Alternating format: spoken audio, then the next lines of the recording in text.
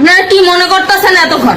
আপনাদের সাথে আইসা এসে কথা বলতেছে, আপনারা আইসা এসে বাবা খায়। আমি কি দোষ করছি ভাই? আমি মদ খাই, আমার লাইসেন্স আছে, আমার লাইসেন্স করা, আমার বাড়ির লাইসেন্স করা, আমি মদ খাই। আচ্ছা, আপনার নাম কি? একটু সুন্দর করে তাকেন তো, সুন্দর উঠবো ছবি। বাড়ি কোথায়? ঢাকা মিরপুর। ঢাকা মিরপুর। বাবার নাম কি? বাবার নামে বলা লাগবে?